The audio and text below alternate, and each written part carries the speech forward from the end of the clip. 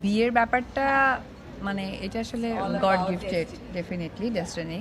So ওই জায়গা থেকে ওইরকম ম্যারেজ প্ল্যানিং মিডিয়া করে সম্পর্কে আপনার ওইরকম প্ল্যানিং করে অ্যাকচুয়ালি হয় কি না এটা আমি কনফিউজড। সে কি কথা, অপু বিশ্বাস এতদিন পর এসে এটা আবার কি শুনাইল? বিয়ে নাকি এমন তেমন ভাবে হয় না।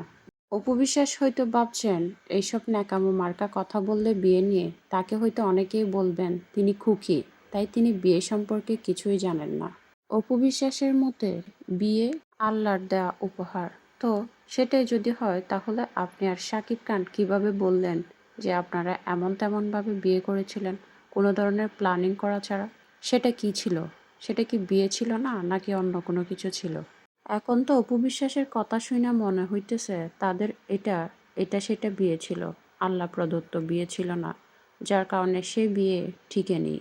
এই বয়সে এসা অপু বিশ্বাসের বিয়ে নিয়ে এসব ন্যাকামো মার্কা কথা শোনার পর কেউ কি বলবে অপু বিশ্বাস তো আসলে একজন খুকি, তাই তিনি বিয়ে সম্পর্কে তেমন কোনো কিছুই জানেন না, বরং তিনি বিয়ে কী জিনিস সেটাই জানেন না।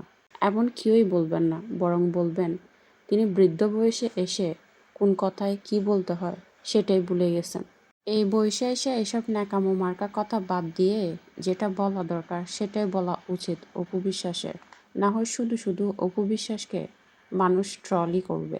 এমনিতেই তো মানুষ অপু বিশ্বাসকে তেমনভাবে সম্মান প্রদর্শন করছেন না ইদানিং, তার উপর এসব ন্যাকামো মার্কা কথাবার্তা শুনলে আরও বলবেন অপু বিশ্বাস কি আসলে কোন কথায় কি বলতে হয় সেটা এখনো বুঝে উঠতে পারেননি, যার কারণে মুখে যা আসে তাই বলে দেয়। কখন কোথায় কি বলতে হয় সেটাই জানেন না অপু বিশ্বাস। এই ধরনের কথা প্রায় আমরা শুনে থাকি, কিন্তু এখন দেখছি সত্যি বলতে অপু বিশ্বাস এই বয়সে এসেও এমন সব ন্যাকামো মার্কা কথা বলতেছেন যেন যেটা তিনি কখনোই করেননি।